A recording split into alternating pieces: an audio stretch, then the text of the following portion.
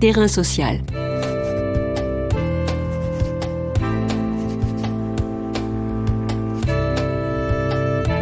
Hugues Chevarin. Nicolas Ourcade. Nicolas Ourcade est professeur agrégé de sciences sociales à l'École centrale de Lyon. Ses recherches portent sur les supporters de football. Il est une des personnalités qualifiées de l'instance nationale du supporterisme auprès du ministère des Sports. Lundi 22 mars, le tribunal correctionnel de Marseille a reconnu la responsabilité des Ultras, club de supporters de l'OM, dans l'attaque violente dont a été la cible la Commanderie, le centre d'entraînement du club marseillais, le 30 janvier 2021. Que nous disent ces événements du supporterisme en France et en particulier de la question des Ultras et de leur mal-être ? À l'heure où tous les stades sont fermés, interrogeons-nous sur le modèle de développement du football français et l'attachement viscéral de ces groupes à leur club. En 2019, une web-série d'Arte, Tribune Libre, la culture ultra, dressait le portrait des supporters les plus fervents, attachés à une identité, un groupe. Terrain social a proposé à Nicolas Ourcade de visionner le 4e épisode de cette série, Tu seras un ultra, un essai documentaire de Maxence Voiseux sur l'Olympique lyonnais. Quelle lecture, au-delà de l'apparente violence, peut-on faire de ce phénomène ? Terrain social. Pendant près de 60 ans, l'Olympique lyonnais a joué ici. Il y a marqué ses plus belles pages. Il y a connu ses victoires les plus folles. Mon père y était, au numéro 23E, au sein du virage sud du stade Gerland. Mon père, cet ultra qui me disait toujours « Sois dur sans jamais être en rage. Et alors, tu seras un ultra, mon fils. Tu seras un ultra. » Bonjour Nicolas Ourcade, peut-on parler de culture ultra ? Alors oui, on peut évidemment parler de culture ultra. Alors moi, j'aime pas trop utiliser le terme de culture parce que c'est un terme très fort qui renvoie à la culture d'une population entière. Mais en tout cas, dans ce monde ultra, il y a des pratiques, il y a des manières de penser, il y a des rites qui sont assez largement partagés. Si on veut regarder ça un peu objectivement, enfin objectiver un peu ce que c'est qu'un ultra, les ultras, d'abord il faut raisonner au pluriel, c'est des groupes de supporters qui se rassemblent en général dans les tribunes les moins chères des stades et qui organisent très fortement le soutien à l'équipe, avec un soutien qui est très intense et très spectaculaire. Ils organisent des animations à l'entrée des joueurs sur le terrain qu'ils appellent les tifos, ils agitent des drapeaux, et ce soutien à la fois spectaculaire et très structuré parce qu'il y a des leaders qui lancent les chants et qui coordonnent les mouvements d'ensemble, taper des mains, sauter tous ensemble. Donc c'est une forme déjà visuelle de supporterisme très particulière et qui la distingue d'autres formes de supporterisme. Et d'autres caractéristiques distinctives, ça va être notamment d'être structuré comme des associations, type loi 1901 en France pour la plupart d'entre elles, ou fonctionnant comme telles avec un bureau directeur, des adhérents, des responsabilités, ce qui vont les distinguer par exemple d'autres groupes de supporters qui fonctionnent beaucoup plus comme des bandes. Les ultras se sont distingués par leur indépendance d'esprit et le fait qu'ils revendiquent une vision particulière sur le football, un point de vue sur leur club et sur ce sport, et donc ils n'hésitent pas à s'opposer aux joueurs ou aux dirigeants. Et la dernière caractéristique forte de ces groupes ultras, c'est qu'ils ont un rapport très ambigu à la violence. C'est-à-dire que par rapport aux bandes qui elles-mêmes se définissent comme hooligans, les ultras assument la violence verbale et aussi la violence physique comme moyen, si je reprends leurs termes, de trancher les différends entre groupes ultras ou de faire entendre leurs revendications. Donc c'est un rapport très ambigu et très difficile à comprendre et qui s'inscrit pour des gens extérieurs et qui s'inscrit finalement dans la compétition qui oppose les groupes ultras les uns aux autres pour être le meilleur groupe. Et donc c'est une compétition qui s'exerce évidemment entre groupes de clubs rivaux, mais aussi au sein d'une même ville, entre groupes ultras qui vont soutenir la même équipe. Ils ont le sentiment de participer à ce qu'ils appellent le mouvement ultra, donc qui rassemblerait tous les groupes ultras, et avoir une mentalité ultra. Et je pense que les termes de mentalité, de mouvement ultra renvoient un peu mieux à leurs pratiques communes et leurs valeurs communes que le terme de culture qui est un peu fort et qui peut être écrasant finalement. Le phénomène ultra est relativement récent. Où a-t-il émergé et quelles en sont les raisons ? Là, la spécificité qui apparaît dans les années 60, c'est que à la fin des années 60, des jeunes supporters se regroupent autour finalement d'une classe d'âge et autour d'un lieu spécifique. Ils se mènent tous au même endroit. Ils adoptent des noms un peu combatifs en reprenant souvent les codes des extrémistes politiques de l'époque et ils mettent en place un soutien extrêmement actif. Et ces groupes-là se distinguent assez fortement de ce qui émerge une dizaine d'années avant en Angleterre. En Angleterre, il émerge deux choses. C'est d'une part le rassemblement des supporters qui veulent chanter dans la même tribune. Et là, on a des structurations beaucoup plus informelles que dans les groupes ultra où, comme je vous le disais, il y a une structure, il y a des leaders, des gens qui lancent les chants. Alors qu'en Angleterre, c'est beaucoup plus la tribune, les chants vont partir de droite, de gauche. Enfin, il y a pas toute cette dimension visuelle et toute cette dimension organisationnelle. Et l'autre type de supporterisme qui apparaît dans les années 60 en Angleterre, c'est ce qu'on appelle les hooligans, donc des bandes qui se retrouvent essentiellement autour de la défense d'une certaine virilité et l'usage de la violence pour marquer leur territoire, donc à domicile, attaquer les supporters adverses qui viennent les défier, et quand ils sont à l'extérieur, aller attaquer les supporters locaux.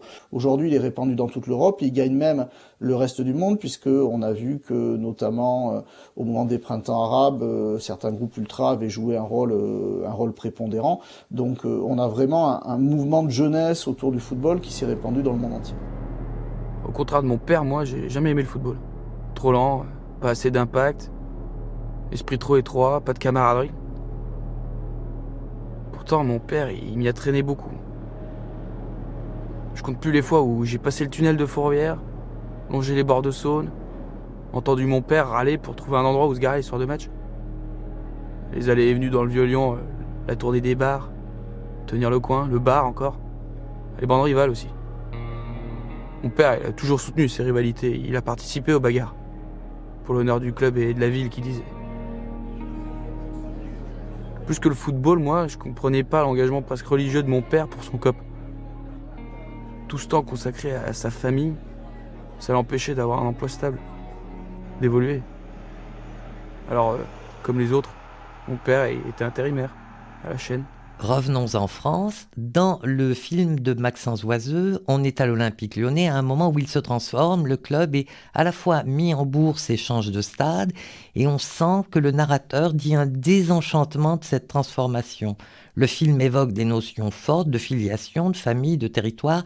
Qu'est-ce qui explique cet attachement quasi viscéral à un club ?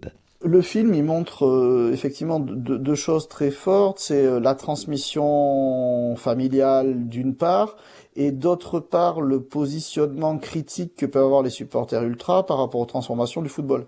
Alors pour ce qui est de la transmission familiale, là c'est un cas extrêmement particulier où un père finalement communique à son fils non pas tant la passion du football, puisque le fils dit lui-même qu'il est un peu réticent, mais la passion pour une certaine forme de supporterisme. Et c'est relativement récent, voire atypique, puisque comme le mouvement ultra s'est implanté en France dans les années au milieu des années 80, voilà, c'est les premiers jeunes d'aujourd'hui qui peuvent avoir un père implanté depuis longtemps dans la tribune et ayant été ultra durablement. Donc en termes de transmission familiale, moi ce que j'observe plutôt, c'est une transmission de la passion pour le football, qui marche pas à tous les coups, qui peut venir d'un père, d'un oncle, d'une mère, enfin voilà, c'est plutôt masculin, mais ça peut aussi passer par des personnages féminins, par le fait d'aller très jeune au stade, de s'habituer à ce spectacle-là et d'y prendre goût. C'est des jeunes qui vont avec leurs parents en tribune plutôt sur les côtés, d'abord pour voir le foot et qui ensuite sont attirés par la tribune ultra et y vont.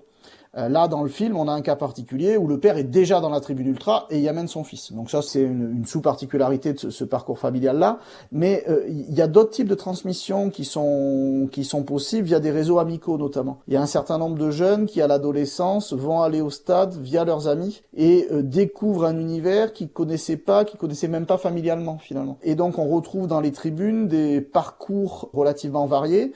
Cela dit, ceux pour lesquels la transmission familiale a été la plus forte, en général, généralement ceux qui restent le plus longtemps et qui vont aussi rester au stade éventuellement quand leur engagement d'ultra va s'arrêter. C'est-à-dire qu'il y a certains qui sont ultra quand ils sont jeunes, entre 15 ans et 35 ans si on voit large, et qui ensuite se mettent un peu dans d'autres tribunes, mais en restant attachés au stade.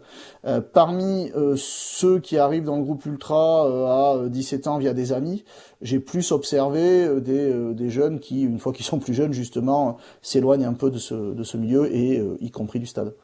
Le 30 janvier dernier, 300 supporters marseillais ont pris d'assaut la commanderie, le centre d'entraînement de l'OM. Qu'est-ce que veulent les ultras de leur club ? Quelle place veulent-ils occuper ? Et est-ce qu'il y a dans ces formes de revendication des formes de sociabilité violente, si l'on peut dire ? Dans les années 1990, l'économie du football a été complètement bouleversée par des transformations profondes.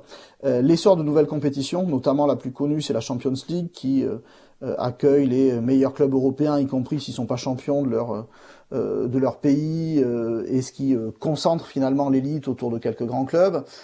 Toujours dans les années 90, il y a un arrêt européen, l'arrêt Bosman, qui permet aux clubs de recruter tous les joueurs européens qu'ils souhaitent sans quota aucun, et donc qui permet aux plus grands clubs d'attirer les meilleurs joueurs. Et dans cette décennie-là, c'est aussi l'essor des télévisions à péage qui se battent pour les droits télévisés. Et du coup, le football attire à ce moment-là des investisseurs du monde entier, notamment d'abord dans les grands clubs anglais, puis ensuite dans tous les grands clubs européens. Et le football devient un business, ça se concrétise par des nouveaux stades qui cherchent à maximiser les revenus, à la fois le jour du match, avec des grandes boutiques pour vendre des produits dérivés, avec de quoi se restaurer, mais aussi qui cherchent à vivre tous les jours pour finalement que les revenus abondent au niveau du club. Et cette transformation du football, ça a des conséquences sur le rapport entre le club et ses supporters. Notamment parce que les transferts se multiplient, les joueurs restent de moins en moins longtemps dans un club, mais les dirigeants aussi changent. C'est-à-dire qu'on a de plus en plus des dirigeants salariés, finalement, qui sont plutôt des profils de grands cadres d'industrie et qui n'ont pas forcément une culture football très forte. Et du coup, en réaction, les groupes de supporters, particulièrement les ultras, se sont positionnés comme défendant l'histoire de leur club et l'identité de leur club, autour du slogan que les dirigeants et les joueurs passent et que les supporters restent, et que donc ils doivent avoir un droit de regard sur l'évolution du club. Et ce qui s'est passé à Marseille, c'est ce qu'on retrouve dans plein de clubs, c'est des dirigeants du club qui avaient une logique purement économique, un vocabulaire technocratique qui a pu heurter très largement les supporters marseillais, qui ont eu le sentiment d'être dépossédés de leur club, que leur club leur échappait, qu'on voulait presque le démarseillaniser, je sais pas si ça se dit, mais du coup il y a eu une réaction extrêmement forte pour protester et pour dire le club c'est pas seulement une entreprise, les supporters c'est pas des consommateurs, le club c'est un bien affectif commun, comme dit un ancien président de l'OM, Christophe Boucher, et les supporters doivent être des acteurs, ils doivent être entendus. Il a fallu qu'il y ait ces incidents malheureux au centre d'entraînement pour que ça suscite une double réaction. D'abord une réaction très maladroite du club qui a évidemment condamné les incidents, c'est la moindre des choses puisqu'ils ont été condamnés par tout le monde, mais qui par la même occasion s'en est pris globalement aux associations de supporters en donnant l'impression qu'ils voulaient les écarter du stade. Et du coup, ça a suscité une deuxième réaction de l'ensemble de la population marseillaise qui s'est sentie attaquée, donc non seulement les associations de supporters, mais aussi les acteurs politiques, culturels, économiques locaux, qui ont dit non, un club de football, c'est pas uniquement une entreprise, et vous pouvez pas avoir une logique que business, et les supporters font partie du club. Là, tout nous échappe. Les joueurs qu'on aimait partent, l'OL entre en bourse, les dirigeants, ils investissent à tout va. Il y a même une équipe de communicants qui débarque. Ils s'emparent de notre histoire, alors qu'à la base, c'était juste un club de football. Le nouveau stade, il est gigantesque, c'est froid et c'est loin en plus. C'est juste un truc pour consommer, pour dormir, faire la fête. Le prix des places, des bières, des maillots, tout augmente. On force la main aux ultras. En vrai, ils sont dépités de venir s'installer ici. Il y en a qui sont en colère. Ils résistent, mais tout le monde finit par céder. Et ce qui est intéressant dans le cas lyonnais qui illustre le documentaire, c'est que l'objectif de Jean-Michel Aulas, le président de l'OL, ça a été de faire tenir la dimension économique et la dimension culturelle. Et finalement, l'OL est un club qui s'en sort pas mal de ce point de vue-là et qui a de bonnes relations avec ses supporters, notamment parce que Jean-Michel Aulas a théorisé très tôt qu'il devait gérer son club non pas contre les supporters, comme l'OM a donné le sentiment de le faire récemment, mais avec eux. Il a aussi exprimé que les associations de supporters étaient des sortes de syndicats qui permettaient de transmettre les attentes, les revendications des supporters, qui devaient entretenir un dialogue social constructif avec elles. Donc on voit que dans certains clubs, la logique économique et la logique culturelle se confrontent avec des conflits parfois très violents, et que dans d'autres clubs, les différents acteurs arrivent à s'accorder à peu près. Et on voit dans le transfert de stade que ça a à la fois déçu fortement certains supporters qui ont perdu leur repère, qui ont trouvé qu'on entrait dans un autre monde, mais ça les a aussi satisfaits parce que le club a conçu ce nouveau stade pour que l'ambiance soit plus intense, les tribunes sont plus adaptées à Gerland, au tifo et au chant, et le club s'est quand même évertué de maintenir des tarifs accessibles pour ceux qui s'abonnent, typiquement pour les ultras. Et donc voilà, chacun a essayé de faire un peu des concessions dans ce changement de stade à Lyon. Ça a été parfois difficile pour certains supporters, mais il n'y a pas une rupture aussi nette qu'à Marseille. Est-ce que vous pensez que les noyaux durs des clubs de football, que sont les ultras, et au-delà de l'apparente violence dont ils font parfois la démonstration, sont-ils un enjeu et feront-ils nécessairement partie des évolutions des clubs à l'avenir ? Moi, je pense que oui. Je pense que aujourd'hui, le football est en crise. Crise sanitaire évidemment, mais aussi crise économique, puisque il y a plus de supporters qui vont au stade et ça fait des ressources de billetterie en moins. Et en plus, en France, le diffuseur qui avait acheté très cher les droits des matchs a finalement cessé ses paiements. Donc le football français particulier est en crise et il doit du coup maintenant réfléchir à son nouveau modèle économique. Et les supporters sont un des acteurs du club. Quel type d'acteurs ces supporters sont ?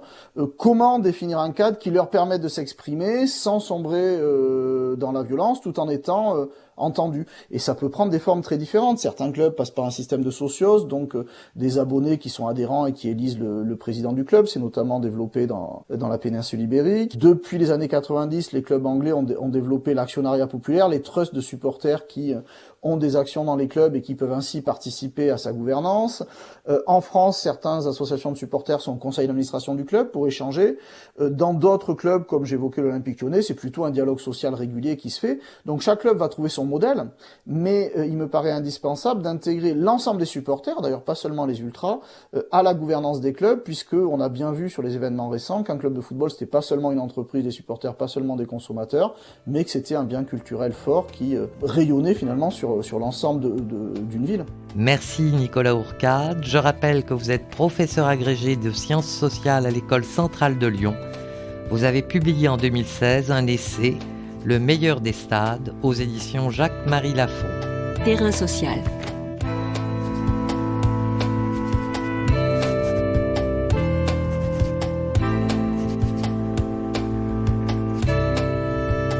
Tous les podcasts du chantier sont à retrouver sur lechantier.radio et sur les plateformes d'écoute.